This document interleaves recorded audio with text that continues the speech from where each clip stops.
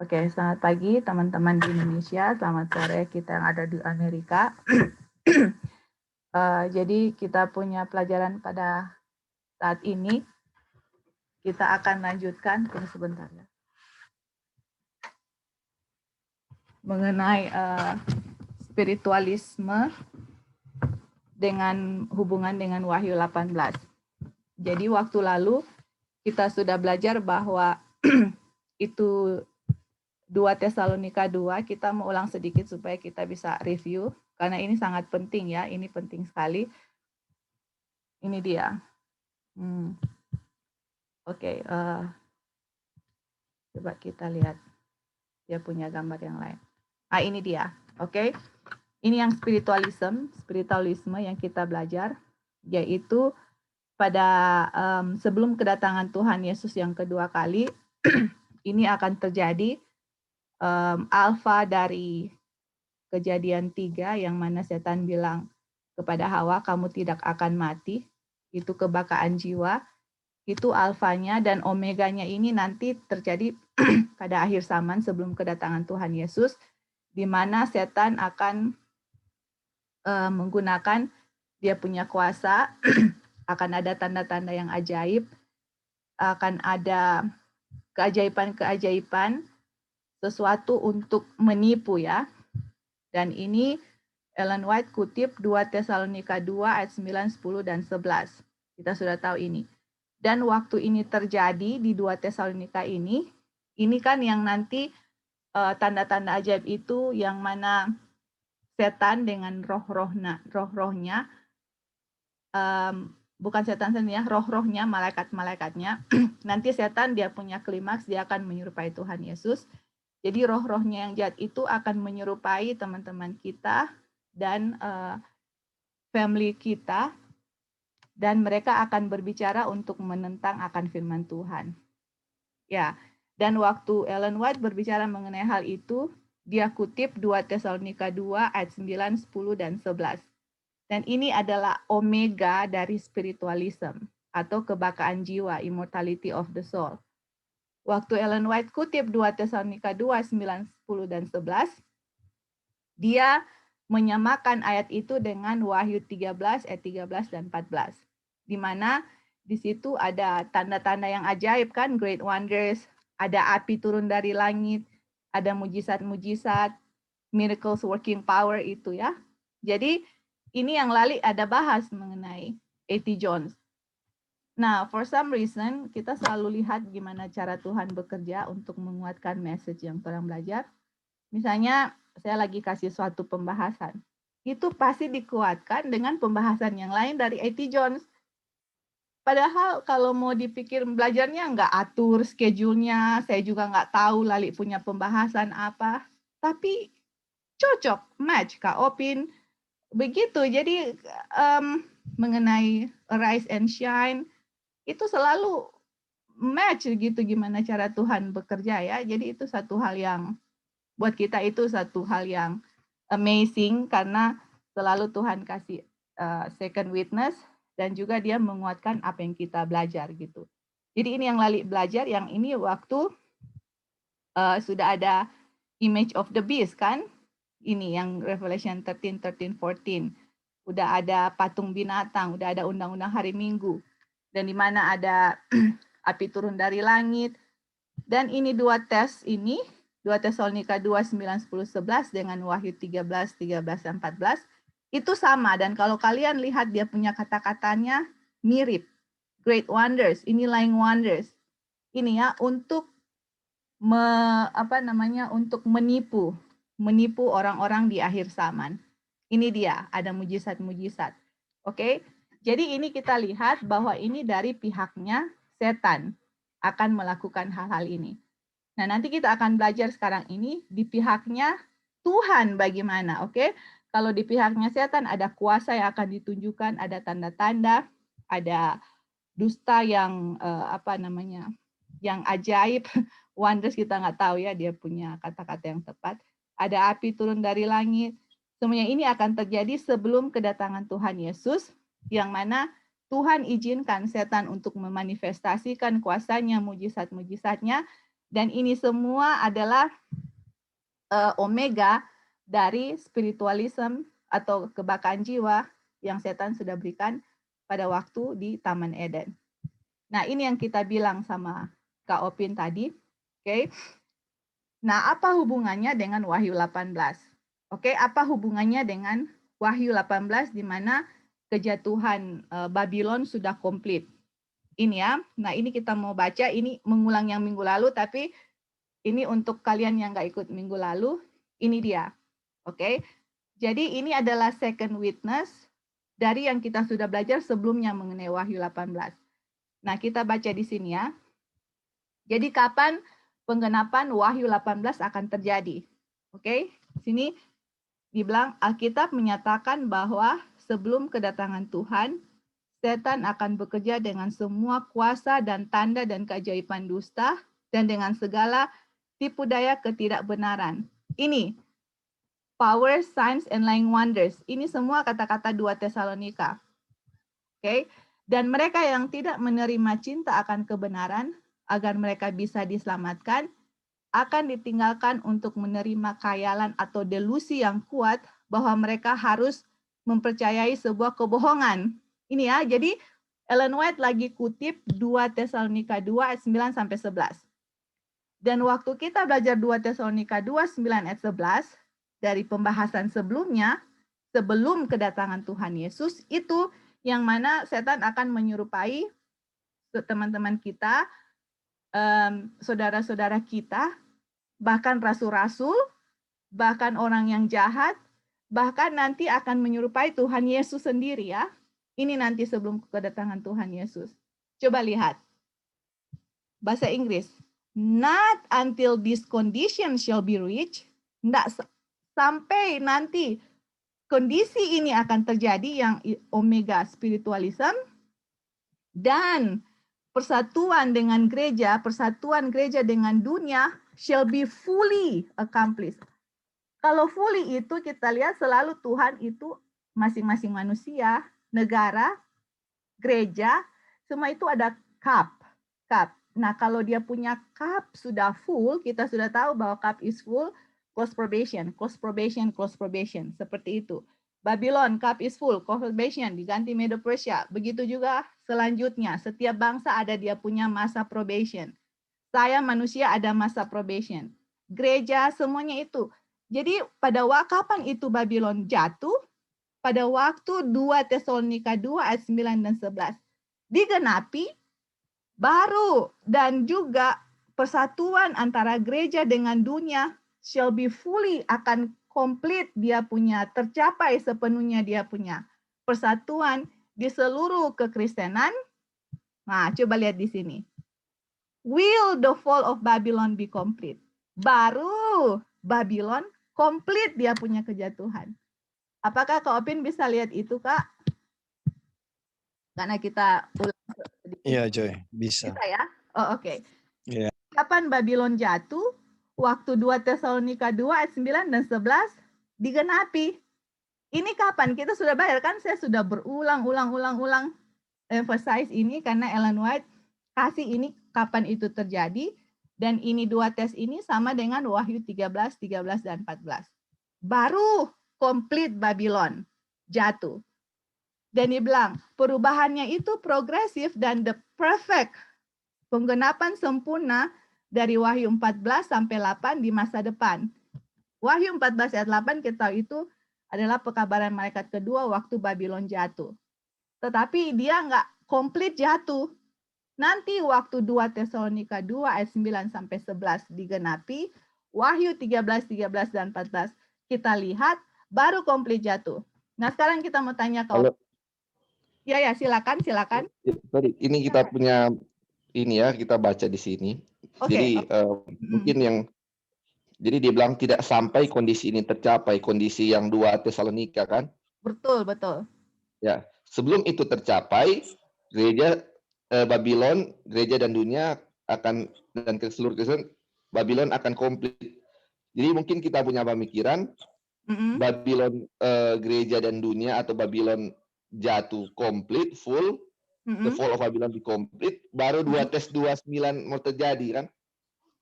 atau Jadi dua atau tes. dengan kata lain image of the beast terbentuk dulu, baru 2+2=9 akan terjadi. Iya. Ya, itu yang begitu ya. Iya, Li. Karena kan itu dia bikin strong delusion itu kan nanti sesudah kan Sandelo juga bertahap toh. Iya.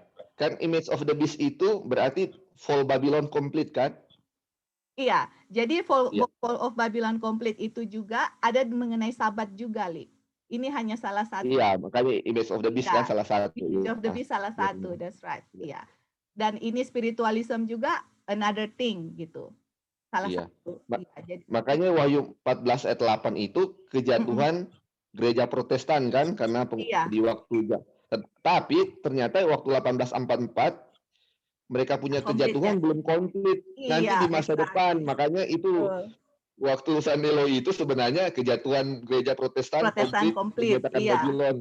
Bukan SDA yang dinyatakan Babylon sebenarnya. Dia salah mengerti. Betul. Dan kalaupun lah, let's say, kalaupun anybody bilang SDA sudah Babylon. Ini kalaupun. Tetapi dia punya komplit jatuhnya itu, ini kalaupun, oke, itu dia punya komplit jatuh pun itu waktu ada Sunday ada menerima mereka berbakti pada hari Minggu dan kemudian mereka akan kita lihat komplit jatuhnya Babylon ini pada waktu 2 Tesalonika 2 ayat 9 dan 11 digenapi yang kita sudah belajar spiritualism. Jadi ada dua hal yang kita harus lihat di sini ya untuk complete fall of Babylon. Nanti kita akan ke hari Sabat karena ini lagi belajar spiritualism. Nanti di hari Sabat juga pun akan berbicara seperti itu. Tetapi sekarang kita mau tanya Kak Opin ya.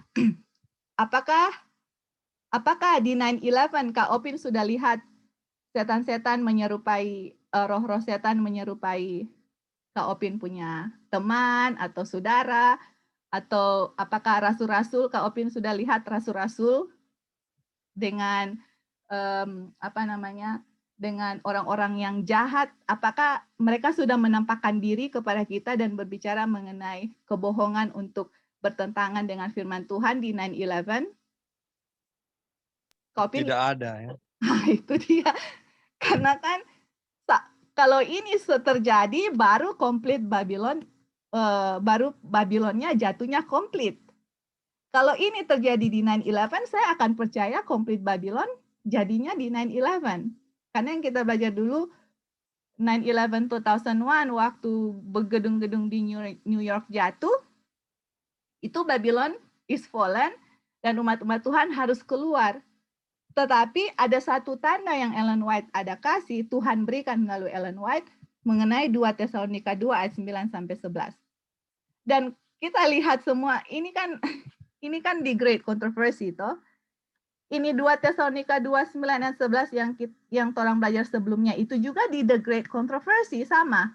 Yang mana setan roh-rohnya najis itu, setan sama roh-rohnya itu akan menyerupai yang kita sudah belajar ini. Nah, di 9/11 saya belum lihat ada saya punya teman atau keluarga yang setan menyerupai mereka terus menyebarkan kebohongan. Nggak ada di 9/11, saudara. Nggak ada. Kalau kalian lihat itu kasih tahu sama saya di mana. Dan Joy. Ya Kak, silakan. Artinya begini, kalau 9/11 itu terjadi harusnya hal-hal ini adalah syarat pendukung bahwa peristiwa itu benar. Ya kan? Betul. Tapi masalahnya hal ini tidak terjadi di 2001. Itu dia. 9/11. That's right. Itu kan. Itu dia. Betul Kak. Jadi berarti teori nubuatan 9/11 2001 itu fail ya. Karena banyak sekali yang fail. Iya, ada nanti error ya. Iya, karena salah satu harus digenapi 2 Tesalonika 2 ayat 9 dan 11. Dan jelas sekali itu mengenai dan kita dan kan di sini ada bukti bahwa nubuatan itu fail. Iya, Ya, ini ada satu ya. bukti di Nanti sini bahwa nubuatan itu fail. betul Kak. Ini baru satu Kak. Nanti kita lihat yang lain-lain lebih banyak lagi, banyak sekali yang fail di 9/11. You guys can see it. Oke. Kita kasih ini bukan, kita enggak ada rencana untuk mau ulang lah istilahnya, mau ungkit-ungkit lagi yang 9/11 yang kita. Tapi memang Tuhan kasih ini jadi harus ini kan mengenai spiritualisme sebenarnya. Akhirnya kok sampainya di Fall of Babylon Complete, Revelation 18. Jadi ya ampun, memang Tuhan kasih terus ya witness after witness. Dan tidak ada di sini di 9/11 itu saya tidak lihat roh-roh setan itu menampakkan diri kepada kita atau orang-orang di dunia yang menyerupai teman mereka, menyerupai family mereka, atau menyerupai rasul-rasul. Itu kalau kalian coba kalian ya, I challenge you guys supaya untuk memperkuat diri sendiri, baca Early Writing Spiritualism, baca Great Controversy Spiritualism. Itu semua harus terjadi sebelum kedatangan Tuhan Yesus. Oke? Dan kalian akan lihat selalu akan digunakan lying wonders, miracles, Wahyu 3. Dan di 2 Tesalonika 2 ayat 9 sampai 11, Ellen White kasih paralel dengan Wahyu 13 ayat 13 dan 14. Saudara-saudara, Wahyu 13, dan 14 itu ada api turun dari langit. Kalian lihat api turun dari langit di 9/11. Jadi banyak sekali yang fail kalau kita mau lihat satu-satu. Nggak ada api turun dari langit di 9/11. Dan waktu mereka bikin api turun dari langit, itu Tuhan izinkan akan kuasa-kuasa kegelapan orang-orang untuk membuat api turun dari langit untuk menipu orang-orang. Did you see anybody bring fire from heaven in 9/11? Kita nggak lihat. Jadi banyak sekali kejadian-kejadian yang saya tidak lihat di 9/11, saudara-saudara. Karena di 9/11 isunya adalah complete fall of Babylon.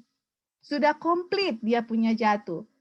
Kalau mau bilang itu di 9/11, semua yang kita belajar ini tidak masuk di 9/11. Hanya satu yang masuk di 9/11 itu gedung-gedung di New York jatuh. Sedangkan waktu kita belajar, gedung-gedung di New York itu jatuh, itu waktu Tuhan akan berdiri untuk menggoncangkan bumi, dan itu terjadi pada waktu Sunday Law. Kenapa? Karena national apostasy akan diikuti dengan kehancuran bangsa. Bangsa yang murtad, dia punya akibat adalah kehancuran dari bangsa itu, di mana gedung-gedung akan jatuh, ada kebakaran yang tidak bisa dipadamkan. Itu yang akan terjadi gara-gara umat-umat Tuhan atau orang-orang di dunia menginjak-injak hari Sabat. Itu, dan ada kutipannya yang bilang itu. Aduh, jadi wow, but anyway. Jadi itu ya yang kita belajar. Apa hubungannya Wahyu 18 dengan spiritualism? Waktu 2 Tesalonika 2:9 sampai 11 kita lihat, itulah complete fall of Babylon. Ini baru dari pihak spiritualism. Nanti waktu kita berbicara Sabat, kalian lihat juga sama mengenai hari Sabat.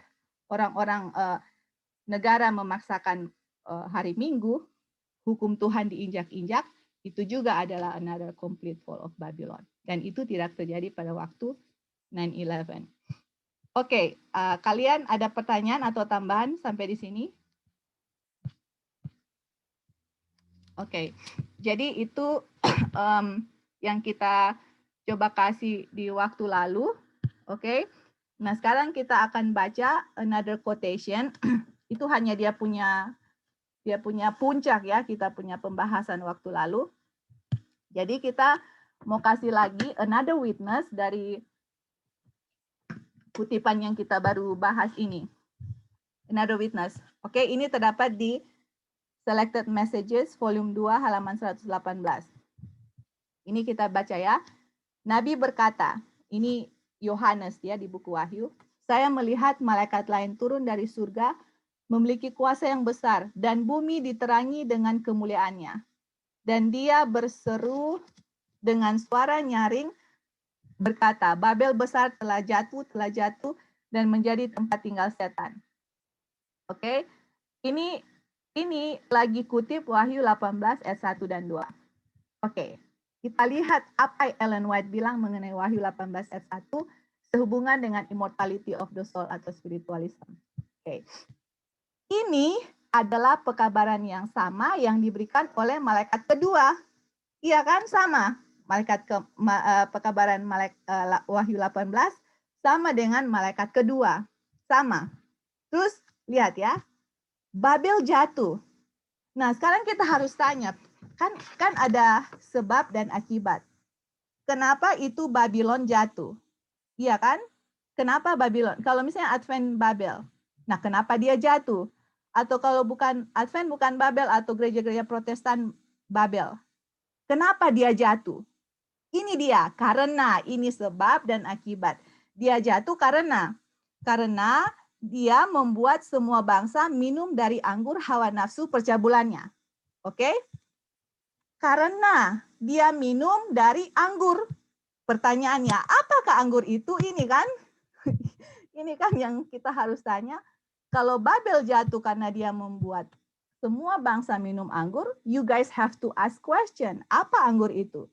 Nah, kalau bilang Advent Babylon dan Advent Babylon itu dan dia jatuh karena dia membuat seluruh bangsa minum anggur. Nah, sekarang pertanyaannya, anggur itu apa? Nah, jawabannya, oh, anggur itu doktrin-doktrin palsunya. Apa doktrin palsu? Ini dia. Dia telah memberikan kepada dunia sabat palsu sebagai ganti sabat dari perintah keempat. Ini hari sabat. Dan kedua, dan telah mengulangi kepalsuan yang pertama kali dikatakan setan kepada Hawa di Eden, keabadian alami jiwa atau immortality of the soul, bahasa Inggris. Sekarang kita mau tanya lagi sama Kak Opin ya. Kita mau tanya, Kak Opin, apakah kan dibilang Wahyu 18 ayat 1, misalnya ini, sekarang kembali, misalnya ini Advent sudah jadi Babylon dan sudah jatuh, kan dia bilang dia jatuh karena dia membuat seluruh bangsa minum anggur. Apa anggur? Dia bilang, dia memberikan kepada dunia sabat palsu sebagai ganti sabat perintah keempat. Apakah di 9/11 gereja Advent sudah berikan kepada dunia hari Minggu, Kak?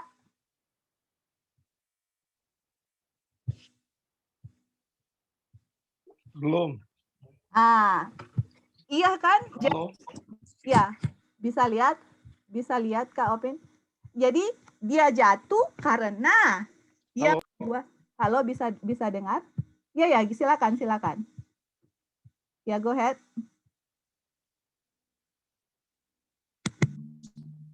Ya. Siapa yang mau bicara tadi?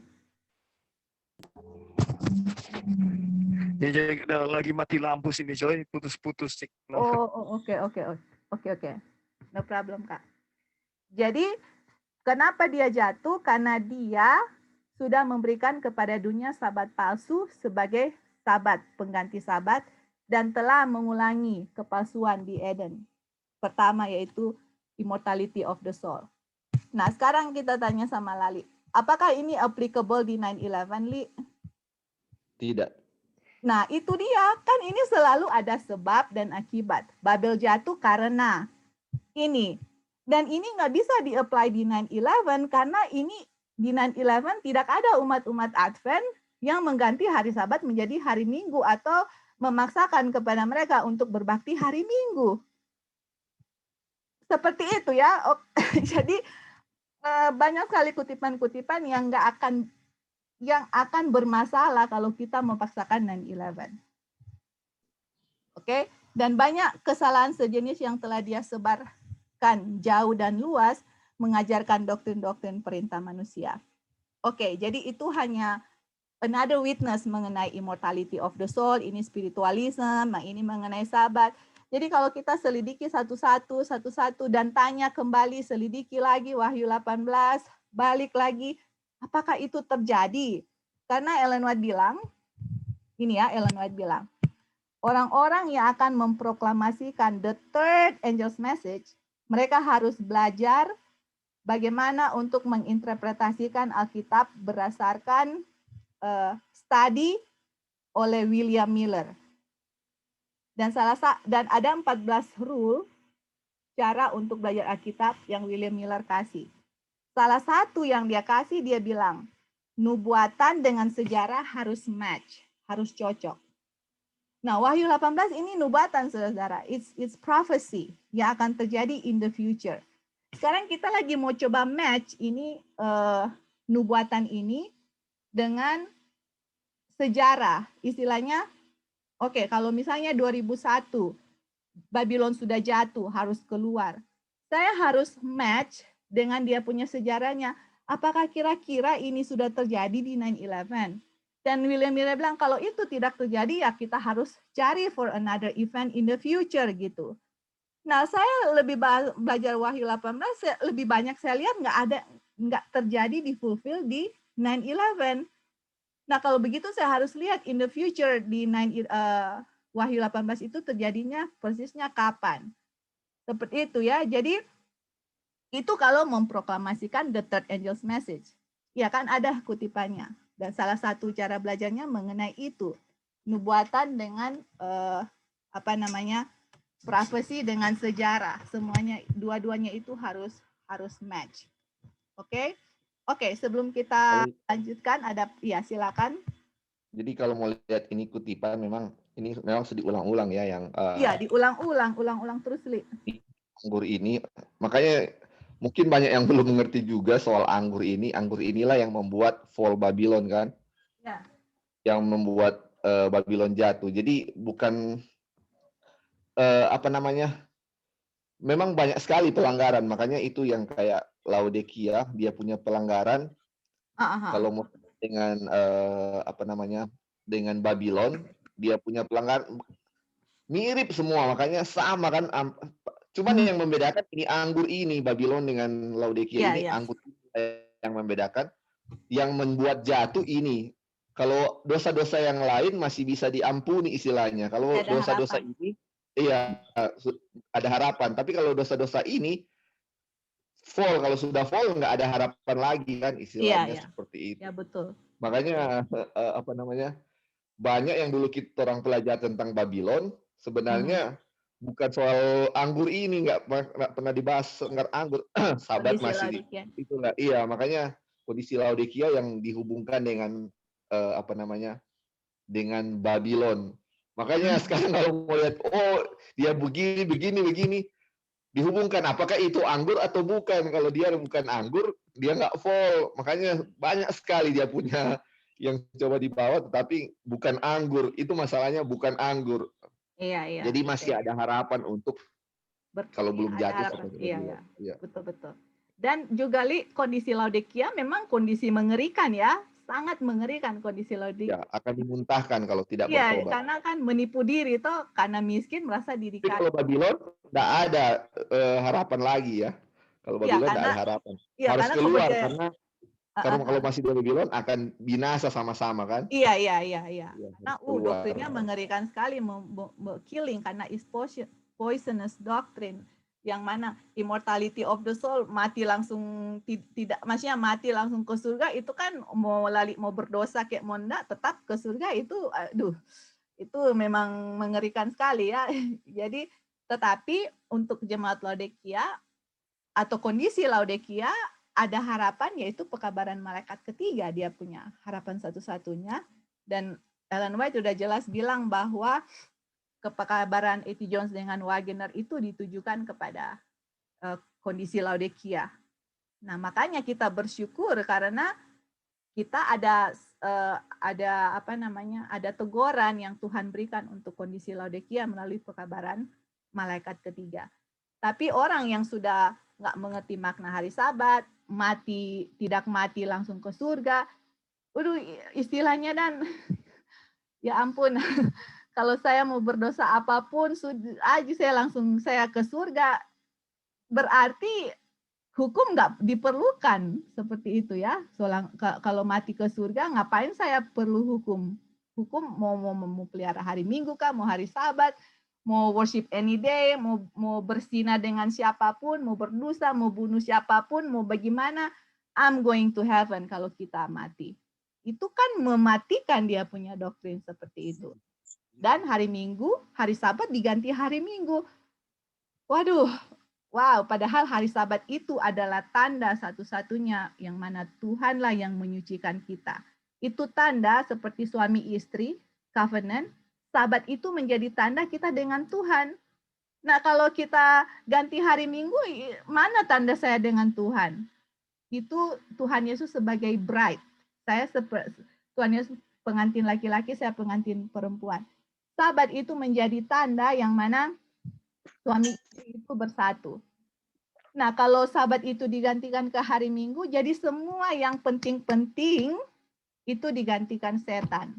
Supaya kita nggak mengerti ini sangat penting dan untuk keselamatan saya. Jadi itu dia ya, dia punya dia punya doktrin-doktrin palsu. Kalau kondisi Laodikia, ya silakan. Jadi ya silakan. Kalau melihat pada kehidupan Yesus, ya pada waktu Yesus datang, kita bisa lihat dengan sangat jelas di sana.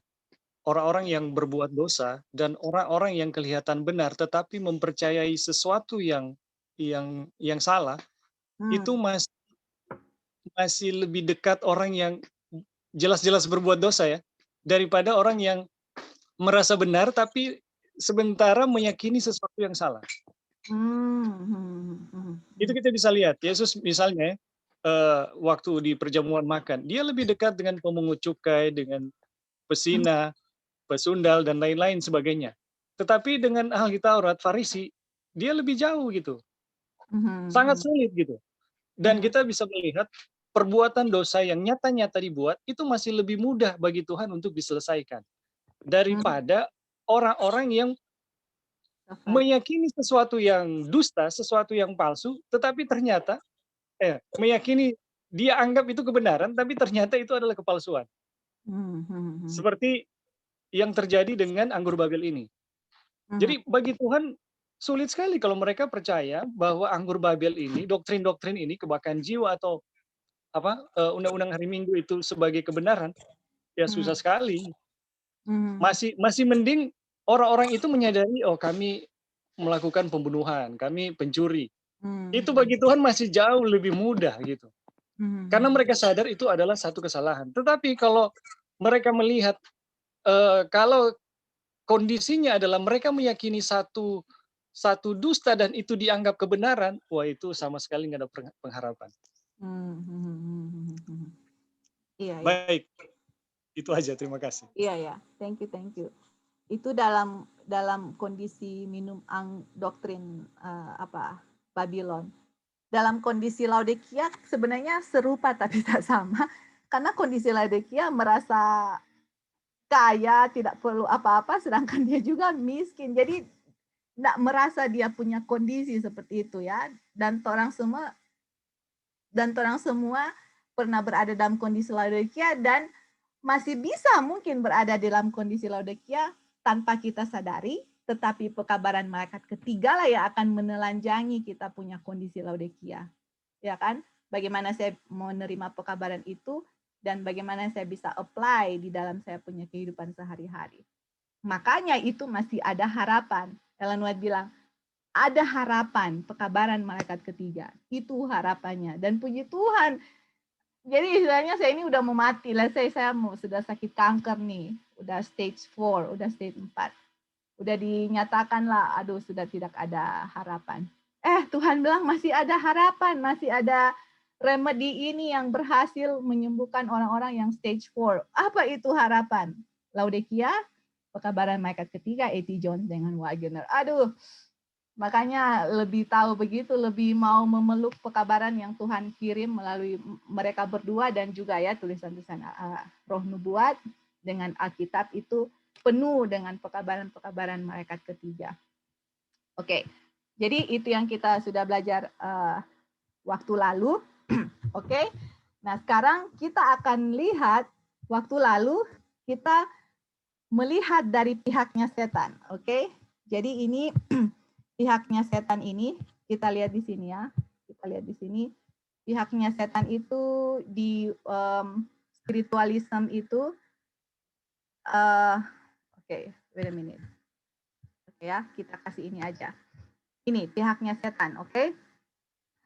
Pihaknya setan itu akan ada kuasa yang Tuhan izinkan untuk setan. Kedua, tanda-tanda. Ketiga, dusta-dusta yang sangat Kalau orang bilang kita lihat dengan kita punya mata, tercengang-cengang. Great wonder sama ya. Ini api turun dari langit, ada mujizat-mujizat. Ini dari pihak setan. Alright? Tetapi pertanyaannya, bukan pertanyaan. Yang kita tahu setan itu hanya kopi Tuhan. Kalau kalian lihat ini setan, berarti ada hal begini yang Tuhan sudah bikin, baru setan ikuti. Nah, jadi ini pihak setan. Sekarang kita lihat dari pihak Tuhan, oke? Dan mudah-mudahan kita akan mengambil bagian dari pihak Tuhan, oke? Jadi ini pelajaran kita sudah, kita pernah share, kita akan ulang lagi, tapi setelah kita mengetahui mengenai spiritualisme, dengan apa yang akan setan bikin di akhir zaman, ini yang kita akan baca ini akan lebih terbuka ya, akan lebih mengerti dia punya isinya. Oke? Jadi kita akan baca dulu satu-satu, kita take turn untuk baca. Oke, apakah Ebing bisa baca ini yang malaikat yang bersatu? Ya. Jadi kita bahas dari pihak Tuhan. Oke, go ahead Ebing. Baik. Malaikat yang bersatu dalam proklamasi pekabaran malaikat ketiga adalah untuk menerangi seluruh bumi dengan kemuliaan. Sebuah pekerjaan yang meluas ke seluruh dunia dan kekuatan yang tidak biasa diramalkan di sini. Wow. Pergerakan Advent tahun 1840 sampai 44 adalah manifestasi agung dari kuasa Tuhan. Pekabaran malaikat pertama dibawa ke setiap stasiun misioneri di dunia, dan di beberapa negara ada keinginan akan keagamaan yang terbesar yang telah disaksikan di negeri manapun sejak reformasi abad ke-16. Tetapi ini akan melebihi oleh gerakan perkasa di bawah peringatan terakhir dari malaikat ketiga. Oke. Sekarang, Ebing mau kasih komen, silakan, baru nanti kita akan tambahkan. Silakan. Go ahead. Jadi di sini kan jelas sekali bahwa pekabaran malaikat ketiga nanti itu merupakan satu pekabaran yang dimana ada pekerjaan yang sangat meluas ke seluruh dunia dengan kekuatan yang tidak biasa gitu. Betul. Ini pekerjaan yang malaikat yang menerangi bumi ini di Wahyu 18:1 itu bukan pekerjaan biasa. Itu pekerjaan meluas ke seluruh dunia. Jadi skopnya ini jangkauannya ini disebutkan. Jadi pekabaran malaikat ketiga atau pekabaran malaikat yang penuh dengan kemuliaan ini, dia nggak lokal, ini bersifat mendunia. Iya. Ya, kemudian disebut juga kekuatannya juga di sini tidak biasa. Berarti melebihi yang pernah ada ini. Iya, that's right. Gerakan Advent di tahun 1840 sampai ini dia kasih perbandingan ya. Perbandingan. Pekabaran di tahun 1840 sampai 1844 itu sudah luar biasa. Itu menjangkau bagian-bagian dunia yang dan beberapa negara, ya. Bangkit satu keinginan yang sangat besar terhadap akan keagamaan yang akan keinginan untuk keagamaan. Nah, pekerjaan ini akan lebih besar lagi gitu. Tetapi ini akan melebihi oleh gerakan perkasa di bawah peringatan. Jadi kita bisa lihat pekerjaan malaikat another angel itu, malaikat lain itu skopnya mendunia dan itu akan melebihi pekerjaan pekabaran. Bagaimana pekabaran dan kuasa dari pekabaran yang dibawakan di 1840 sampai 1844. That's right. Jadi kita diferensi ini lebih gitu. Dia bukan lokal, skopnya bukan lokal, tapi mendunia, kemudian jangkauannya lebih luas dengan kuasa yang tidak seperti biasa. That's right. Oke, seperti itu. Betul. betul. Thank you, Ebing. Nah, yang Ebing terangkan itu persis sekali ya. Yang itu yang kita mau tekankan. Jadi, saudara, kalau kita lihat ya, coba kita lihat bahasa Inggris di sini. Malaikat yang bersatu dalam proklamasi pekabaran malaikat ketiga ini is to lighten the whole earth with his glory. Dan kita tahu malaikat yang menerangi seluruh bumi dengan kemuliaannya itu adalah Wahyu 18 ayat 1. Right? Tapi kalau Wahyu 18 ayat 1 itu sudah turun, ya, sudah turun, malaikatnya sudah turun, itu saudara lihat pekerjaannya akan lebih dahsyat dari pekerjaan di 1840 sampai 1844. Kalau kita lihat betapa dahsyatnya pekerjaan dari tahun 1840 sampai 1844, ini akan lebih dahsyat. Tapi kalau kita mau bilang itu di 9/11, saya nggak lihat betapa dahsyatnya 9/11 dibandingkan dengan Wahyu pekabaran 1844. Ya, Ebi mau kasih komen? Kalau mau bandingkan dengan 9/11, apa ya? terlalu jauh sekali dia punya comparison. Iya, that's right. Kan kita bisa lihat di sini melebihi Rasul dalam kutipan yang lain ya. Kalau kita baca tulisan Ellen White yang lain, kita akan dapati pergerakan di malaikat yang menerangi bumi dengan kemuliaannya ini itu melebihi pergerakan rasul-rasul. Itu dahsyatnya. Betul. Itu yang akan kita baca sekarang. Oke. Jadi sudah lebih dahsyat Ebing dari 1840 sampai 44, lebih dahsyat lagi dari rasul-rasul yang Lali sudah kasih yang A.T. Jones bahas kemarin itu. Yang Tuhan yang pimpin, yang ke sana, ke sini. Did you guys see in 9/11? Aduh, I'm sorry ya, tapi to me, buat saya, I don't know about you guys, buat saya, itu 9/11 itu adalah sebuah doktrin yang mana setan mau mengalihkan saudara dan saya punya perhatian ke 9/11 itu, sedangkan yang Revelation 18 itu adalah sesuatu yang lebih dari itu, oke? Dan waktu kita menyadari betapa dahsyatnya pekerjaan itu, kita akan harus mengadakan persiapan. Bagaimana kecurahan Roh Kudus, bagaimana murid-murid mereka lakukan sebelum kecurahan Roh Kudus, itu semua persiapannya. Tapi kalau saya fokus di 9/11 di Muslim, itu akan mengalihkan saya punya pikiran yang dari Muslim ke doktrin yang sebenarnya yang bagaimana saya kecurahan Roh Kudus tanpa batas. Itu yang saya lihat ya. Karena 9/11 Wahyu 18, 9/11 fokusnya Islam. Sedangkan Wahyu 18 fokusnya bukan itu. Wahyu 18 adalah kecurahan Roh Kudus tanpa batas dan fokusnya bagaimana kita mengetahui doktrin-doktrin Babylon supaya saya bisa membuka dosa-dosa Babylon nanti pada waktu kita, kalau Tuhan izinkan, akan mengabarkan pekabaran ke seluruh dunia. Itu dia. Jadi kalau fokusnya di Muslim, akan salah fokus. Sedangkan kecurahan Roh Kudus tanpa batas harus belajar pekabaran malaikat ketiga. Tapi saya fokusnya di Muslim. Bisa lihat itu salah fokus. Jadi kalau saya fokus di Muslim, saya nggak persiapkan untuk kecurahan Roh Kudus tanpa batas. Waktu kecurahan Roh Kudus tanpa batas, saya tidak bisa mengambil bagian. Kalau fokusnya di lain. Itu ya yang saya lihat, oke? Saya nggak tahu kalian lihatnya gimana, kalian ambil kesimpulannya bagaimana. Itu yang saya lihat. Dan nggak fokusnya doktrin-doktrin Babylon itu seperti apa dan bagaimana saya belajar untuk mengetahuinya dan bagaimana berdasarkan Alkitab untuk bisa menelanjangi akan doktrin-doktrin itu, karena doktrin-doktrin itulah yang membuat orang-orang yang ada di Babylon itu senang dengan dosanya. Makanya dosanya harus dibukakan karena mereka menerima doktrin-doktrin Babylon.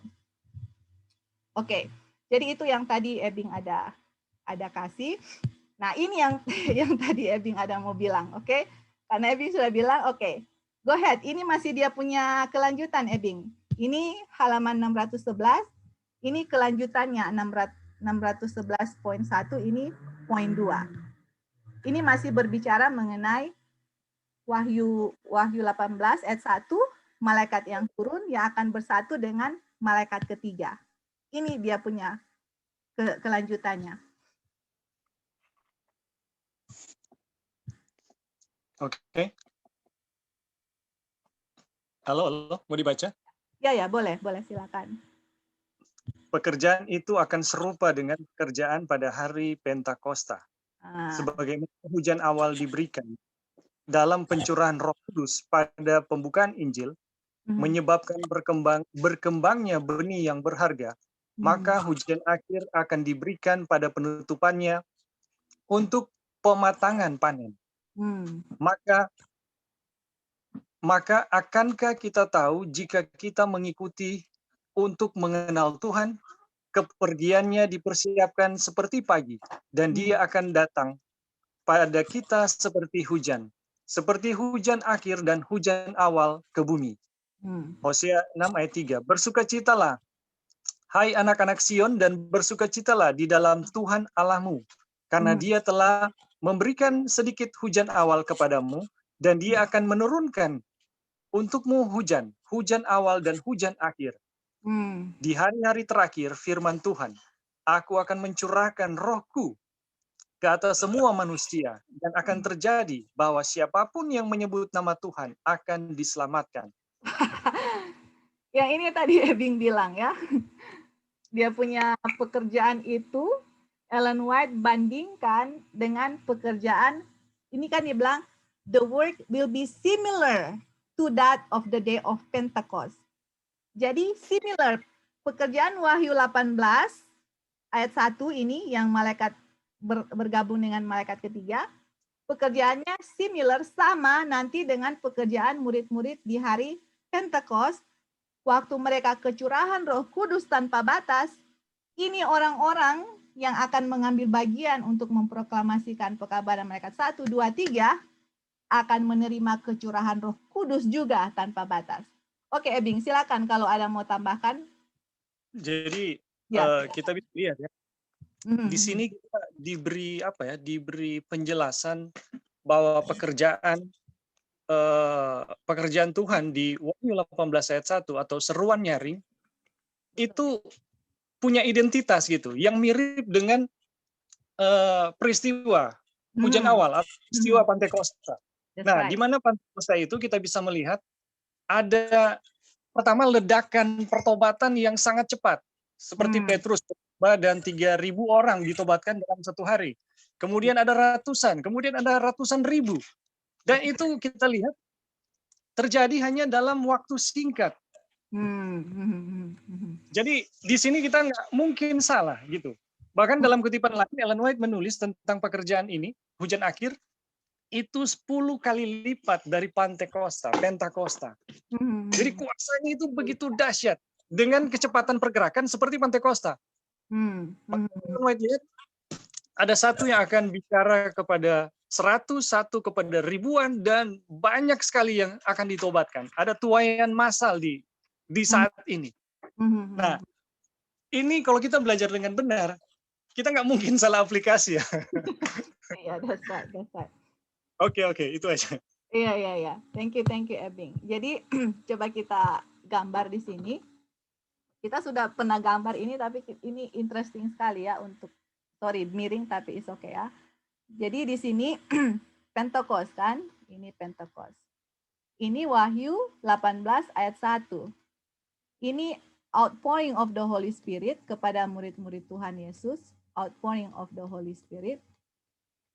Ini juga di Wahyu 18, ini ayat 1 juga outpouring of the Holy Spirit. Yang tadi Ebing bilang pekerjaan itu akan lebih besar di hari Pentecost, betul, karena ada dia punya kutipan yang akan kita baca. Tapi di Great Controversy, Ellen White bilang pekerjaannya similar. Kalau makanya kan waktu Lali kasih A.T. Jones itu kemarin itu, apa dibilang? A.T. Jones bilang, oh saya harap kita masih ada beberapa meeting lagi kan pertemuannya. Kenapa? Karena A.T. Jones pingin bahas mengenai murid-murid Tuhan Yesus di situ waktu mereka kecurahan Roh Kudus tanpa batas di Pentecost. Kenapa E.T. Jones mau bahas itu? Karena kalau undang-undang hari Minggu di saat itu sudah di-pass, sudah dikeluarkan, orang-orang akan kecurahan Roh Kudus dan mereka akan mengalami pengalaman yang serupa dengan murid-murid Tuhan Yesus waktu kecurahan Roh Kudus. Saudara-saudara. Aduh, jadi match, cocok sekali. Dan tadi dibilang waktu orang-orang bertobat 3.000 jiwa, pertanyaannya kenapa? Oke, satu, kecurahan Roh Kudus. Dan kalau kalian perhatikan yang Lali share kemarin itu, kenapa? Tuhan sudah siapkan hati orang-orang dan Tuhan yang akan bawa kemana ini. Oh, ini sudah siap dipanen. Ini sudah siap. Kita pergi di tempat di situ, orangnya sudah ready, sudah siap dipanen, saudara-saudara. Kita hanya pergi untuk panen sebenarnya. Tuhan sudah persiapkan hati orang. Makanya masuk di akal kalau satu hari di Pentakosta 3.000 jiwa dibaptis, kalau di Wahyu 18 lebih besar dari Pentakosta, bisa saja 6.000, 7.000 satu hari, saudara bayangkan. Aduh, dahsyatnya bukan main. Ini Revelation 18:1. Dan saya nggak lihat di 9/11, I'm sorry, 9/11 2001, Revelation 18:1, saya nggak lihat ini terjadi di 9/11. Kita nggak lihat juga ada orang-orang yang sudah kecurahan Roh Kudus tanpa batas di 9/11. Sedangkan waktu kita belajar 9/11 2001, saudara-saudara yang kita bahas in the past, dan ini mereka bilang penggenapan Wahyu 18 ayat 1 sampai 3, dan mereka bilang ini adalah sprinkle curahan Roh Kudus, tapi hanya, kalian tahu kan sprinkle itu hanya sedikit kan, sedikit hanya dipercik begitu. Masa Wahyu 18 ayat 1 sampai 3 sprinkle, sedangkan Ellen White bilang Revelation 18:1 outpouring of the Holy Spirit, bukan sprinkle. Jadi, aduh, spiritualism udah nggak masuk. False Sabbath udah nggak masuk. Outpouring of the Holy Spirit nggak masuk. Mereka bilang, ya silakan. Outpouring apa ini? Kecurahan Roh Kudus tanpa batas, outpouring. Tanpa batas, kayak air di pour semua. Kalau sprinkle, Ebing hanya ambil air terus dipercik begini, kayak orang baptis kan ada kayak di sprinkle begitu. Nah, waktu dulu kita bahas, Wahyu 18 ayat 1 dibilang penggenapannya di 9/11 waktu New York City, gedung-gedung di New York jatuh. Kita belajar itu bahwa itu katanya sprinkle, hanya percikan kecurahan Roh Kudus, sprinkle ya, sana di sini nggak outpouring. Padahal Ellen White bilang Wahyu 18 ayat 1 itu bukan sprinkle, it's outpouring of the Holy Spirit. Karena pekerjaannya sama dengan hari Pentakosta di mana murid-murid Tuhan Yesus melakukan pekerjaan mengabarkan Injil. Kita juga akan melakukan hal yang sama karena sudah kecurahan Roh Kudus tanpa batas, dan itu Wahyu 18 ayat 1. Waktu malaikat lain datang bersama-sama dengan malaikat ketiga, dan malaikat itu menerangi dunia dengan kemuliaannya. Nanti kita kasih lagi kutipan-kutipannya. Ini baru satu. Oke. Lalu gimana, Li? Masih ingat ini yang 9/11 it's sprinkle? Kita minta konfirmasi teman-teman yang sudah belajar sebelumnya. Iya, betul. Sprinkle kan, Kak? Yeah. Betul kan? Iya, betul. Sprinkle, bukan outpouring. Jadi Sprinkle and progress. iya, masih progress. Belum outpouring. Dan dibilang nanti outpouring Sunday Law. Padahal Wahyu 18 ayat 1 outpouring berarti Wahyu 18:1 di Sunday Law, bukan di 9/11. That's another witness-nya. Maksudnya saya nggak mau paksa orang percaya, yang kita bilang kalian lihat sendirilah, oke? Ujilah segala sesuatu, oke? Uji, buktikan segala sesuatu. I'm not telling you guys what to believe. Kita hanya baca Ellen White bilang, kalian lihat sendiri apakah itu masuk di akal atau tidak. Oke, sebelum kita lanjut kutipannya, ada yang mau tambahkan lagi di sini? Oke. Ya, jadi ya, waktu Kak, bilang gedung-gedung jatuh, kenapa sebenarnya cuma 2 yang jatuh? Kalau bilang gedung-gedung jatuh kan harusnya banyak ya. Well, itu kan dia bilang buildings ya, Kak. Buildings itu Iya, ada dua. buildings. Iya. But is kalau lihat kutipannya kan ada bilang seperti banyak yang jatuh. Tapi why only two? Iya, but well anyway. Dan pemahaman kita di banyak tempat kan, bukan cuma di satu tempat. Oh ya, itu destruction-nya, kehancurannya itu di seluruh dunia, Kak, bukan hanya di New York. Iya, betul. All over the place. Karena di seluruh dunia mereka udah national apostasy, menerima hari Sunday, akan ada national ruin. Selalu Tuhan bekerja secara sama dan harus adil di seluruh dunia. Tapi dimulainya di Amerika, makanya dikasih vision yang dimana di New York City itu gedung-gedungnya akan jatuh.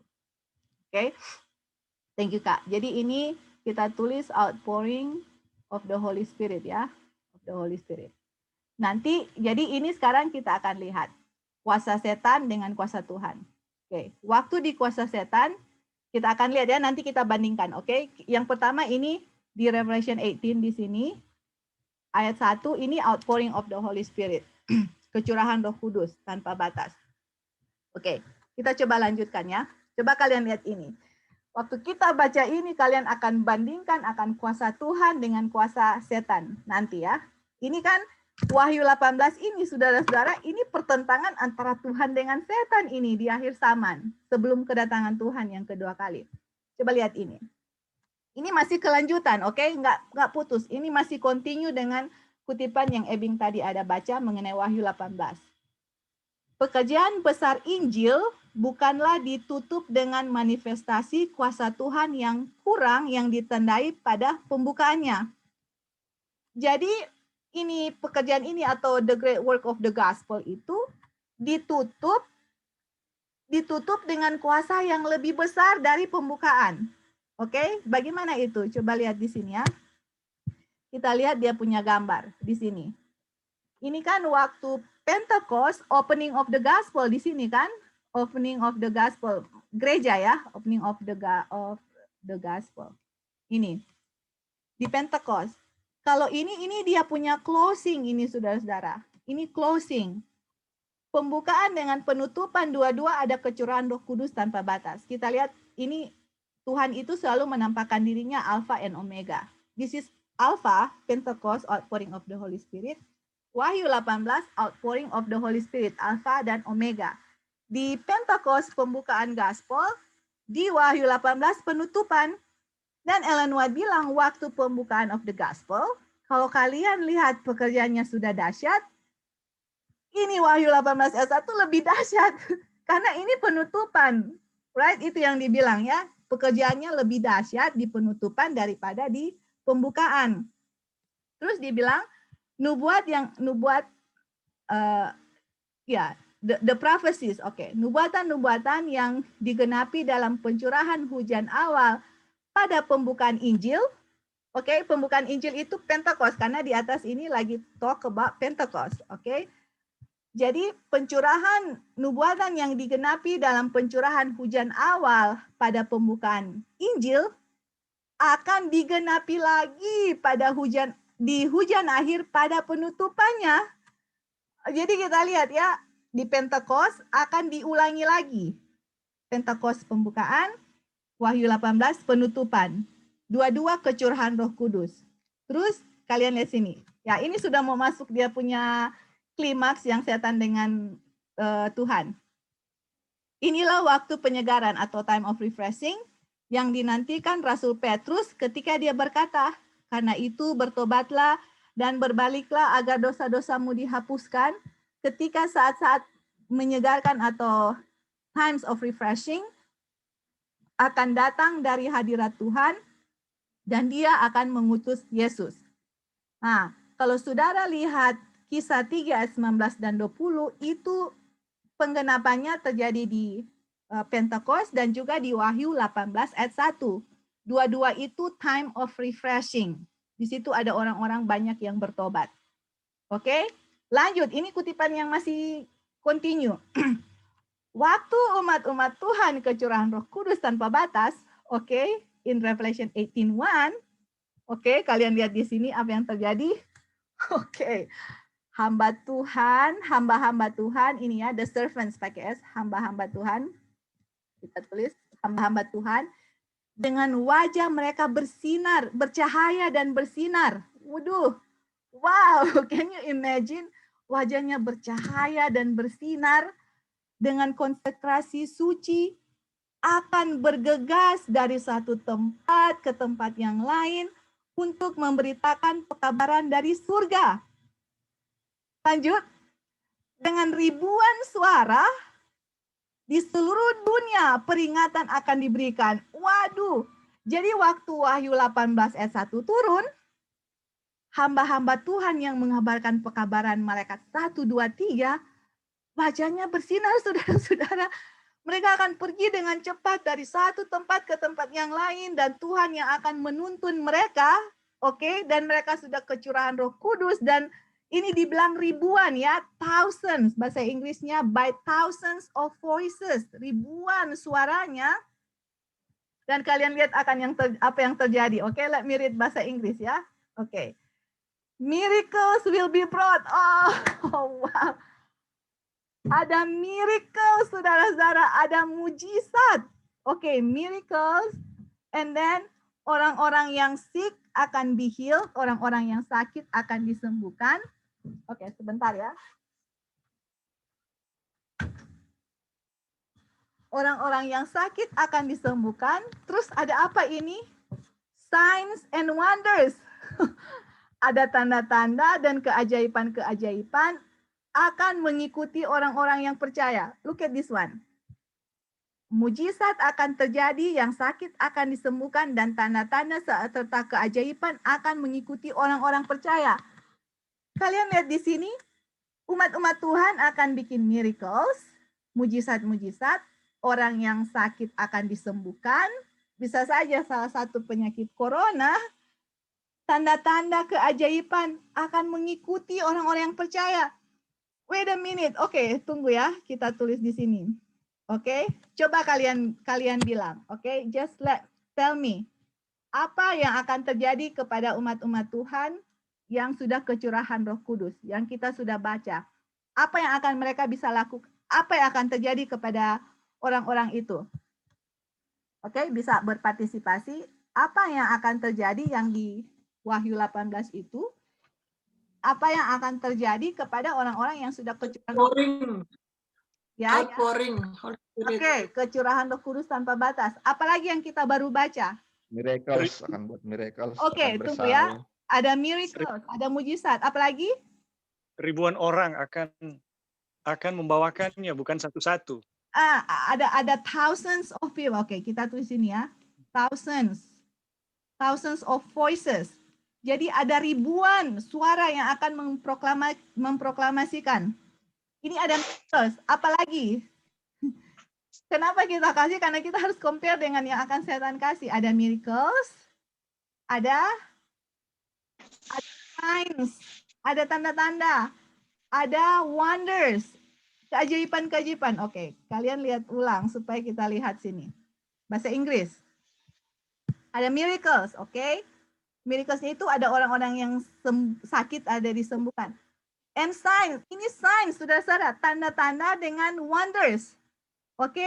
Oke ya? Ada signs and wonders. Look at this one. Ada signs and wonders. Ada miracle, signs and wonders. Saya mau tanya, ini kata-kata miracle, signs and wonders mengingatkan kalian di mana? Mengingatkan kalian apa? Ya? Spiritualisme. Oh, spiritualisme di ayat mana, Li? Ayat mana yang ada miracle? 2 Hah? 2 Tesalonika 2 ayat 9 sampai 11. Tesalonika 2 ayat 9 sampai 11 dan juga Wahyu 13 ayat 13 dan 4. Ada wonders, ada api turun dari surga, ada miracles. Oke. Jadi sebenarnya setan itu hanya apa sebenarnya? Setan itu Copy paste. dia copy dari Wahyu 18. Oh, man. Wow, aduh, setan itu hanya ikut-ikutan, saudara-saudara. Tuhan kasih ini special outpouring of the Holy Spirit kepada umat-umat Tuhan yang mereka bisa perform miracles, orang sakit bisa disembuhkan, ada tanda-tanda ajaib yang akan dibuat oleh beribu-ribu orang. Saudara bayangkan ini. On the other side, setan bikin hal yang sama mengenai spiritualism. Aduh, makanya coba dan kalian lihat apa ayat berikut yang Ellen White kasih. Look at this one. Oke? Okay? Ini ya. Setan juga, oh wow, ini. Satan also works. Setan juga bekerja with lying wonders. Okay, lying wonders, 2 Thessalonians. Even bringing down the fire from heaven in the sight of man. Dia kutip apa ini, Li? Wahyu 13 ayat 13. Aduh, man. Waktu kita lihat ini saya bilang, oh wow, this is beautiful. Setan bikin 2 Tesalonika 2 ayat 9 sampai 11 dan juga Wahyu 13 ayat 13 dan 14 di ayat lain. Dan ini adalah signs, wonders, and miracles. Persis sama saudara-saudara. Persis. Apa yang Tuhan bikin, setan juga bikin yang sama. Ternyata yang kita bahas-bahas sebelumnya yang spiritualism itu, ternyata itu hanya kopi dari orang-orang yang sudah kecurahan Roh Kudus tanpa batas di Wahyu 18 ayat 1. Nah, pertanyaannya, emangnya umat-umat Tuhan bikin apa nanti di Wahyu 18 ayat 1 kan? Waktu malaikat lain turun. Kalian baca aja Acts of Apostles, itu yang A.T. Jones bilang. Lihat pekerjaan yang murid-murid Tuhan Yesus bikin, dan orang-orang yang kecurahan Roh Kudus tanpa batas di Pentecost.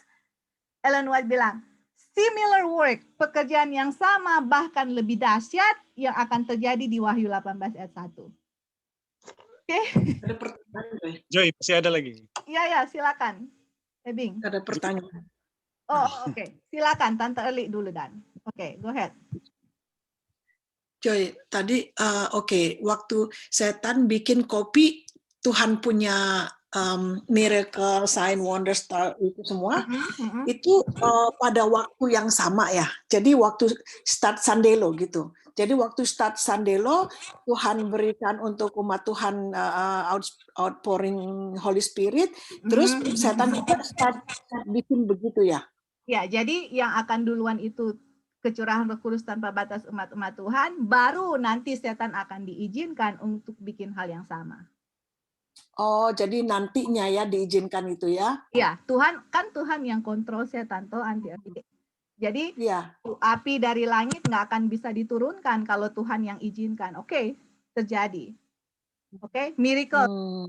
Masih ingat, setan juga akan menyembuhkan orang-orang sakit. Kita sudah baca sebelumnya. We already read that. Waktu setan menyerupai Tuhan Yesus, dan waktu roh-roh setan menyerupai rasul-rasul, mereka juga akan menyembuhkan orang sakit. Tetapi umat Tuhan juga bikin hal yang sama. Ini dua hal yang, makanya kan Ellen White bilang, kalau kalian lihat peristiwa Firaun dengan Musa, oke, waktu Musa kasih tongkat jadi ular, Firaun bikin hal yang sama. Ellen White bilang itu pekerjaannya akan sama persis nanti di Wahyu 18 itu. Nah ini dia, makanya ini 2 Tesalonika 2:9-11, Wahyu 13:13-14, kita selalu ulang-ulang kan, signs, wonders, miracles, signs, wonders, and miracles. Ternyata ini umat Tuhan bikin the outpouring of the Holy Spirit di waktu malaikat lain yang bergabung dengan malaikat ketiga. Saya mau bilang keempat ini karena udah biasa, tapi I'm trying to say it, yang bergabung dengan malaikat ketiga. Ternyata umat-umat Tuhan bikin mujizat, menyembuhkan orang sakit, ada tanda-tanda, ada keajaiban.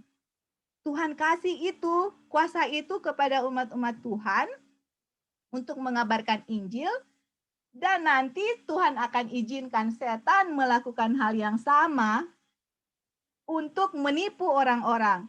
Satu membawakan kebenaran, satu membawakan tipuan. Makanya sekarang orang-orang harus memilih yang mana.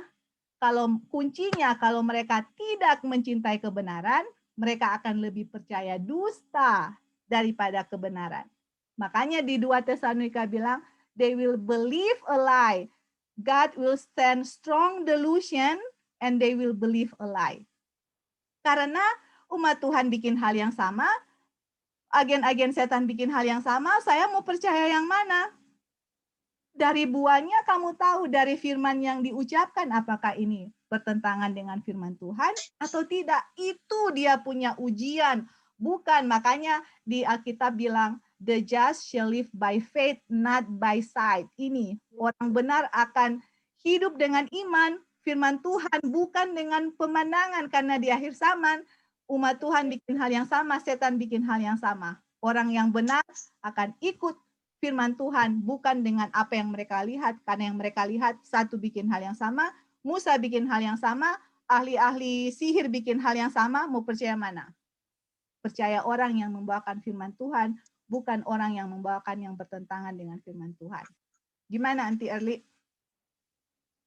Iya, thank you. Berarti bingung ya orangnya kalau nggak tahu ya. Ya, kalau orang itu akan percaya mana firman Tuhan bilang apa. Itu akan jadi patokan mereka, gitu. Akan patokan mereka firman Tuhan. Kalau misalnya 10 hukum ada mengenai hari Sabat misalnya ya, karena nanti hari Sabat adalah ujiannya. Di firman Tuhan bilang hari Sabat itu hari ke-7, Saturday. Tapi yang setan bilang, oh sudah diganti. Padahal firman Tuhan nggak bisa diganti. Nah, disitulah orang akan diuji. Apakah kalian love the truth, mencintai kebenaran, atau tidak. Orang yang tidak mencintai kebenaran will believe a lie, yang akan setan dan agen-agennya, malaikat-malaikatnya akan perform signs, wonders, and miracles. They will believe ini kebohongan daripada they believe yang umat-umat Tuhan akan berikan nanti. Dan dua-dua bisa melakukan hal yang sama. Satu, miracles, signs, and wonders. Setan juga dengan roh-rohnya bikin hal yang sama. Dunia akan dites, saudara-saudara, dan satu-satunya akan mengikuti Tuhan dengan setan hanya orang-orang yang mencintai kebenaran. That's it. Saya cinta Tuhan dan kebenarannya atau enggak. Orang yang tidak cinta Tuhan dan kebenaran sekarang akan believe a lie waktu setan melakukan hal yang sama. Itu berarti start dari after decree ya? Ya, that's for Revelation 18. Nanti kita akan buktikan juga Revelation 18 itu akan mulainya kapan. Dan ini semua akan terjadi. Tapi sekarang intinya kita harus benar-benar tahu ini doktrin-doktrin ini semua. Karena yang signs, wonder, and miracle ini yang setan akan gunakan itu spiritualism itu. Yang kebakaan jiwa, immortality of the soul. Doktrin-doktrin Babylon kita harus tahu dan pahami.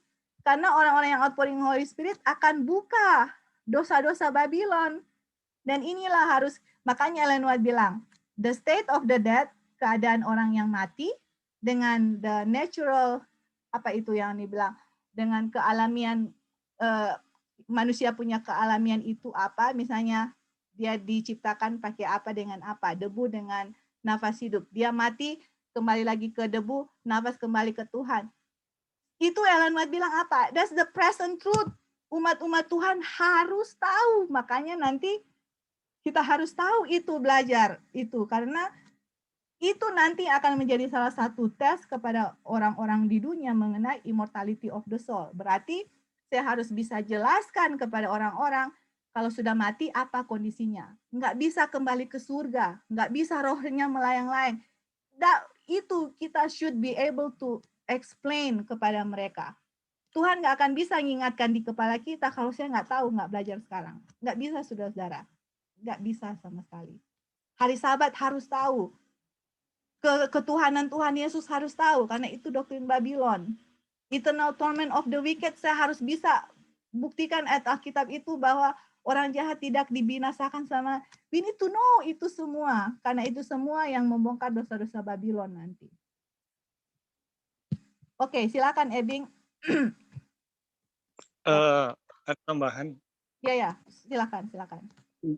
Dari daftar umat Tuhan ini mungkin boleh tambah apa? Wajah mereka bersinar, bercahaya dan bersih.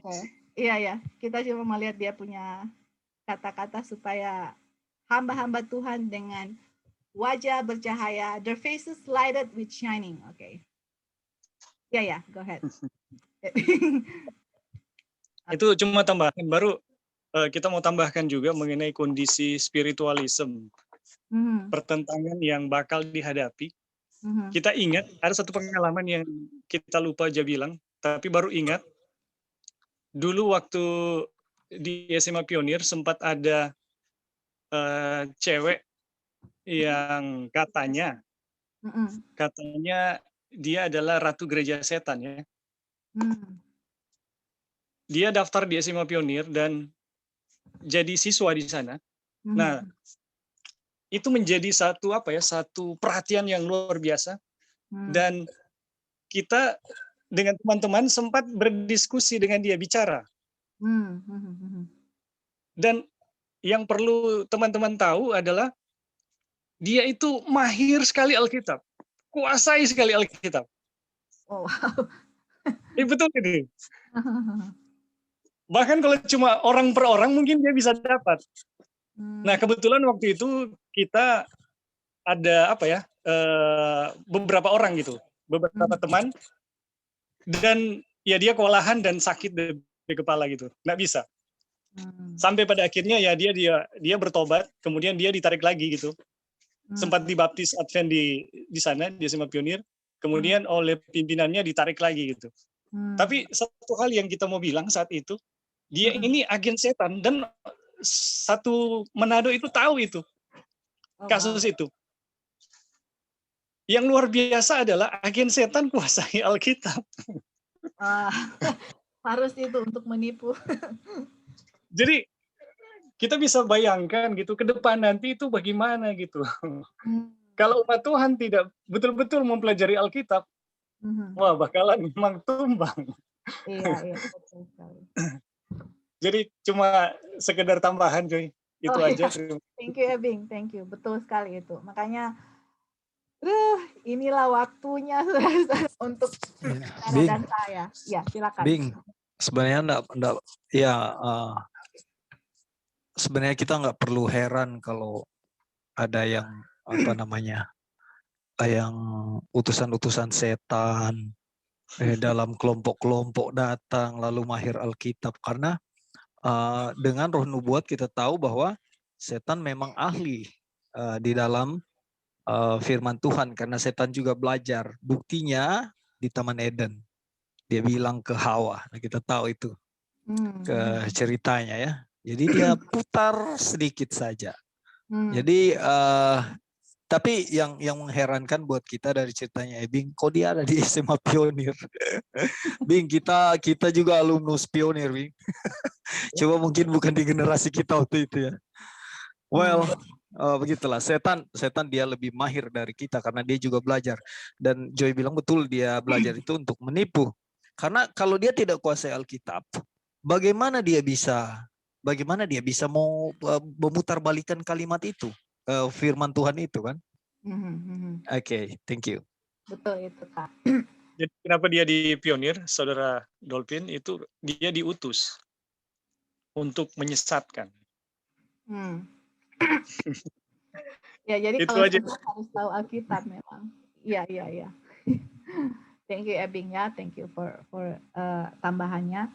Jadi, istilahnya ini semua akan terjadi untuk kita nanti. Tuhan dengan kemurahannya menunjukkan kepada saudara dan saya. Dan saudara, coba kita lihat ya. Wahyu 18 ini dimulai dengan ini, saudara-saudara. Wahyu 18 ayat 1. Ini dia. Ellen White kutip ini. Nanti kita akan baca lebih banyak kutipan mengenai Wahyu 18 dan diulang-ulang kecurahan Roh Kudus. Itu dimulai di Wahyu 18 ayat 1. Makanya sekali lagi saya mau balik lagi. Di 9/11 nggak ada orang-orang perform miracles, signs, and wonders. Dan muka mereka bercahaya yang Ebing tambah di sini. Siapa? Let me ask, do you see anybody mukanya bercahaya? Dan outpouring of the Holy Spirit bikin miracle, signs, and wonders di 9/11. Aduh, I'm sorry ya, I didn't see anybody di 9/11 dengan seperti itu. Jadi waktu kita lihat setan dengan Tuhan, ada ada, kalau kita mau bilang battle, the great battle itu terjadi, dua-dua bisa melakukan hal yang sama, umat Tuhan dengan agen-agen setan. Dan Ellen White kutip Wahyu 13 ayat 13 ini yang tadi. Nah, apa yang tadi di sini dibilang? Dengan demikian, para penghuni bumi akan dibawa untuk mengambil sikap. Waduh. Jadi, coba lihat ya, pada waktu umat-umat Tuhan akan mengadakan mujizat, akan orang-orang sakit disembuhkan, signs and wonders, dia bilang, setan juga akan bekerja yang sama with lying wonders, ini kan, even bringing down the fire from heaven in the sight of man. Api turun dari surga. Jadi makanya bilang setan also. Jadi waktu umat Tuhan bikin gitu, setan also bikin begitu. Ini perang ya, saudara-saudara, yang kita akan lihat semua. Jadi di mana-mana di seluruh dunia kalian akan lihat manifestasi yang luar biasa akan terjadi. Tidak pernah ada di mata kita bisa melihat hal itu. Ada miracles, ada signs, ada wonders, ada semua. Di seluruh dunia ini, penghuni dunia ini akan dibawa tes mengambil sikap mana. Kalian berdiri untuk Tuhan atau setan. Did you guys see happen in 9/11? I don't see. Ya, silakan, Ebing. Mungkin untuk apa tanda yang terakhir ini pengecualian untuk umat Tuhan nggak buat. Karena kita ingat ya bacaan dengan apa yang di Bible study itu A.T. Jones. Iya. Tuhan ditantang untuk buat ini. Tapi mereka nggak buat. Makanya mereka memastikan, oh kalau begitu kalian bukan dari Tuhan, kalian harus dianiaya nih, harus dibunuh. Jadi kita lihat ini pengecualian ya untuk api turun dari langit. Karena itu adalah tantangan terakhir untuk membuktikan siapa yang dari Tuhan, siapa yang bukan gitu. Dan umat Tuhan tidak melakukannya. Seperti yang kita baca ya dalam bacaan A.T. Jones kemarin. Dan karena itu mereka menjadikan alasan untuk kalau begitu kalianlah yang bukan harus dibinasakan. Oke, itu aja. Iya. Thank you Ebing atas dia punya tambahannya ya. Wow, jadi tapi memang intinya adalah kalau orang nggak percaya Alkitab, mereka akan lebih percaya orang-orang yang telling the lie kan, telling a lie, mereka akan percaya itu ya daripada firman Tuhan. Dan ini akan menjadi tes ke seluruh dunia, mau pilih mana, setan atau Tuhan. Tapi tesnya itu adalah Sabat or Sunday. Itu dia punya tes. Bagaimana saya tahu saya pilih Tuhan, saya pilih setan? Sabat or Sunday, that's the test nanti ya. Yang akan orang-orang seluruh dunia akan berdiri untuk mengambil tes yang mana. Oh, jadi ini saya tulis di Wahyu 13 ayat 13 dan 14. Ini dia yang kenapa ada Wahyu 13, 14, karena ternyata Tuhan mencurahkan Roh Kudus tanpa batas kepada umat-umatnya. Oke. Oh, wow. Wait a minute. Oke, nah kita baca ini kutipan terakhir.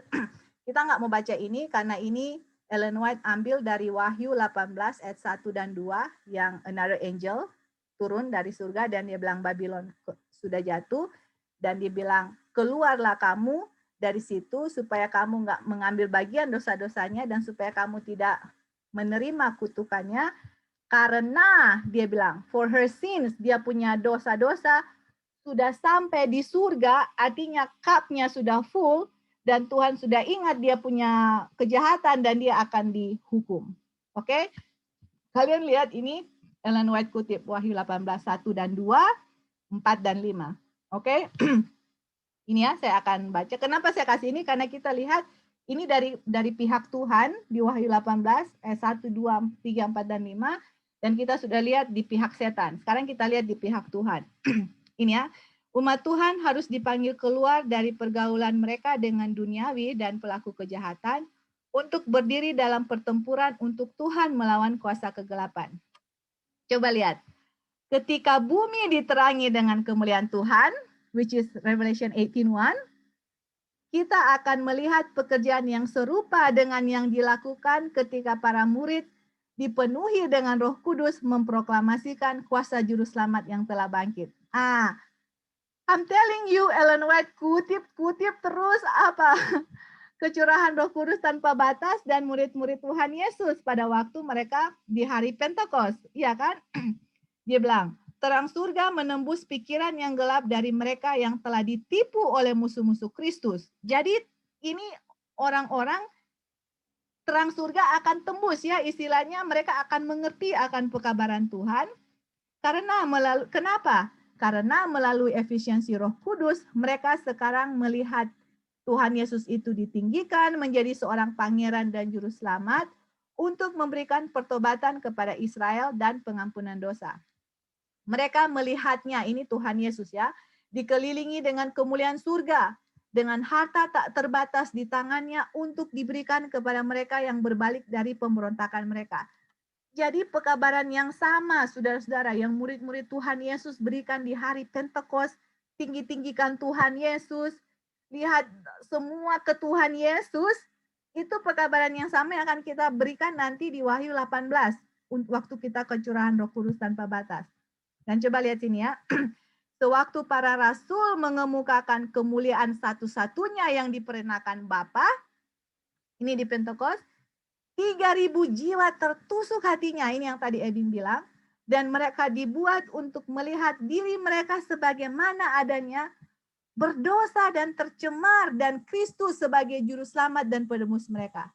Saudara, waktu kita nanti proklamasikan ini pekabaran, ini orang-orang yang ada di Babylon yang terbabit dengan dosanya karena doktrin-doktrinnya, tapi mereka cinta kebenaran dan nggak tahu mau kemana.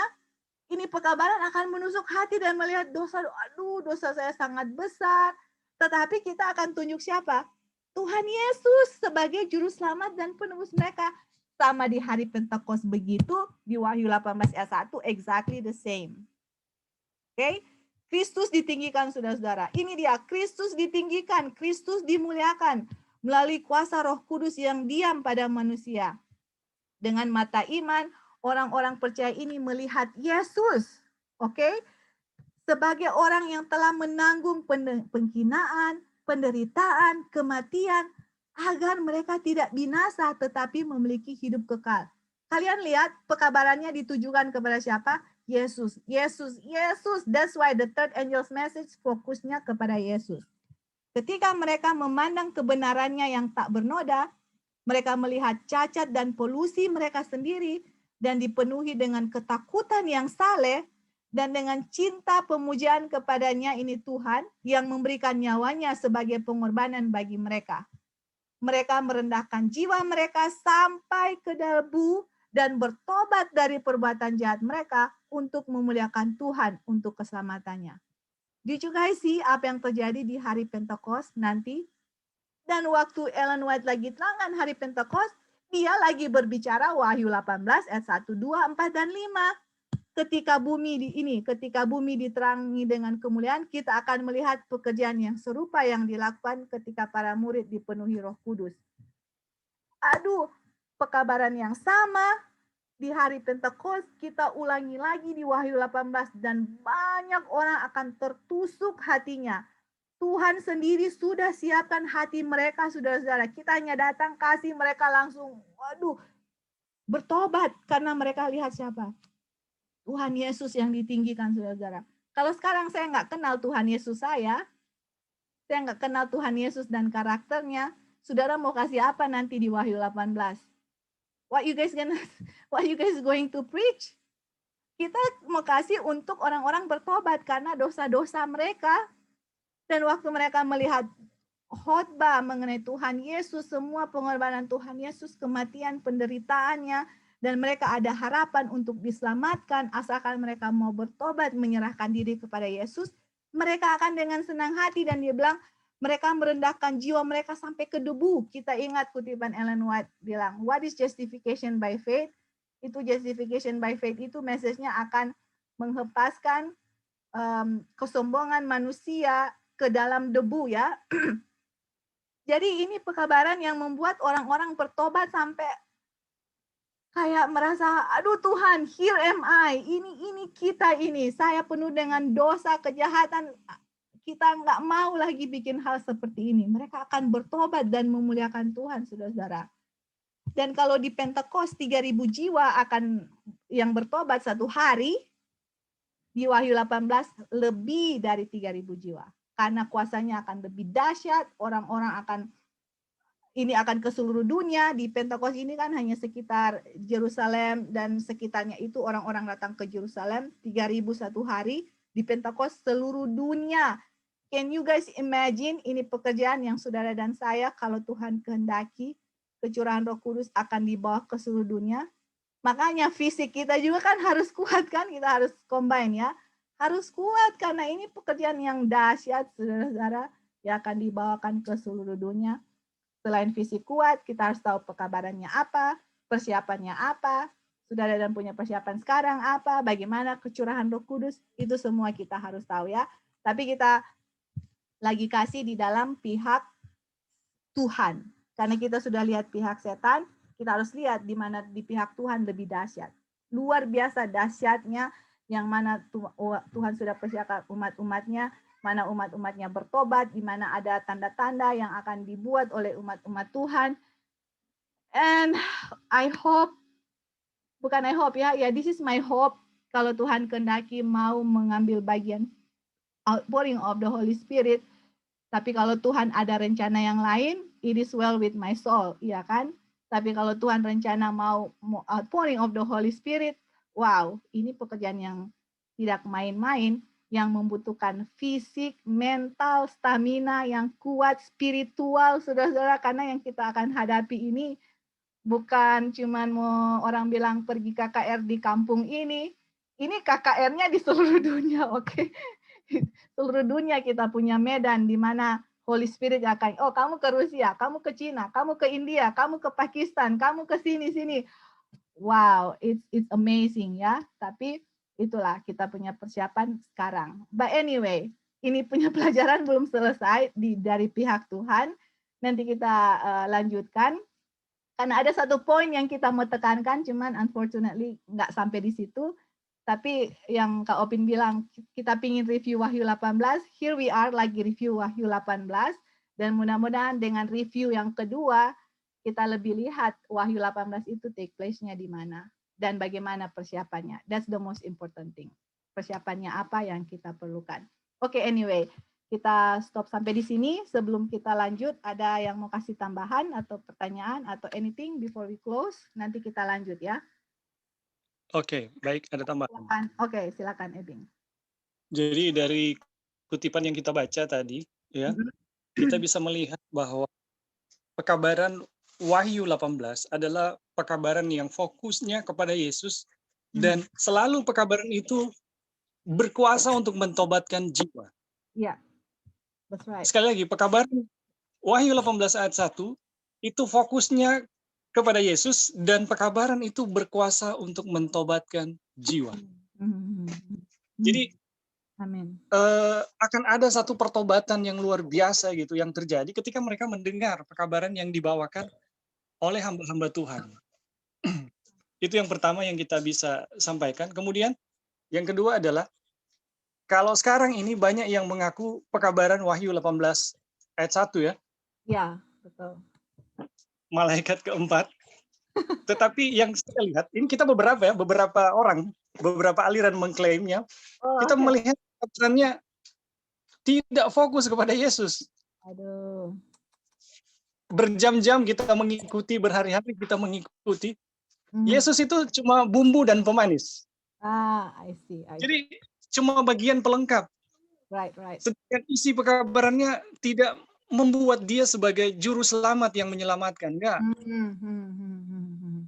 Nah, ini kita mesti jelaskan kenapa? Karena memang pekabaran Wahyu 18 ayat 1 itu sering diklaim oleh beberapa bahwa ini kami bawa ini. Tapi dari bacaan ini jelasnya kita pelajari pekabaran Wahyu 18 ayat 1 fokusnya kepada Yesus. Betul. Itu dibawakan dengan kuasa yang dahsyat kemudian berkuasa untuk mentobatkan. Jadi kebutuhan jiwa untuk kelepasan dosa itu bisa didapatkan saat itu. Betul. Jadi itu tambahan saya. Terima kasih untuk kesempatan. Thank you, Ebing. Betul ya. Mereka melihat jiwanya. Ya, Bing.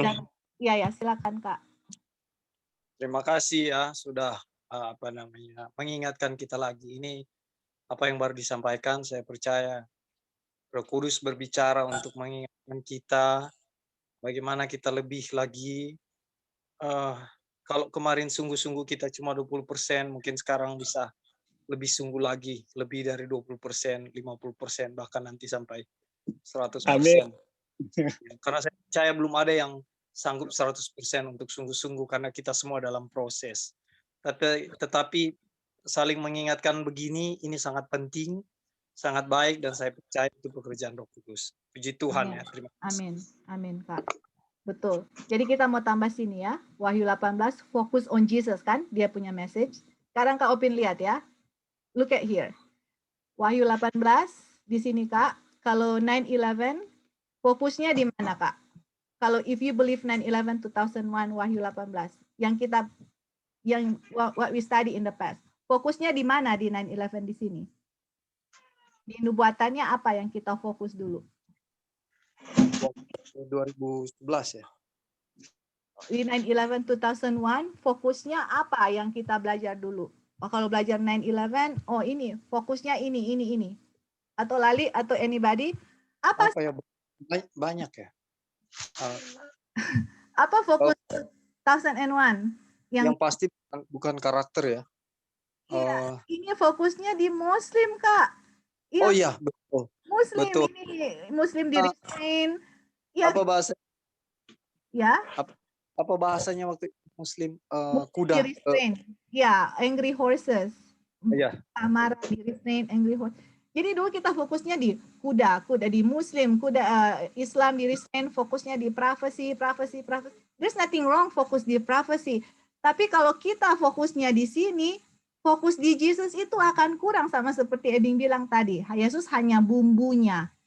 Padahal Yesus bukan bumbunya. Yesus itu dia punya makanan utuhnya, dia Tuhan Yesus gitu. Di Wahyu 18 di sini. Outpouring of the Holy Spirit apa? Jadi kalau saya salah fokus, makanya di outpouring of the Holy Spirit bisa saja. I don't judge anybody, okay? Tuhan punya thousand way untuk membuat kita mengerti kebenaran seutuhnya kepada semua orang ya. Tapi fokusnya bagaimana kecurahan Roh Kudus dan bagaimana kita fokus on Jesus. Itu dia punya fokus, saudara-saudara. Kalau kita fokusnya di lain, setan akan gunakan fokus di lain, akhirnya fokus-fokus di situ yang fokus utamanya kita nggak fokus, akhirnya waktu mengambil pekerjaan ini, saudara dan saya bisa saja dilewatkan Tuhan karena nggak bisa berqualify untuk bisa kecurahan Roh Kudus dan kasih pekabarannya sama seperti murid-murid Tuhan Yesus di hari Pentekoste. Oke ya, thank you. Oke, puji Tuhan kita sudah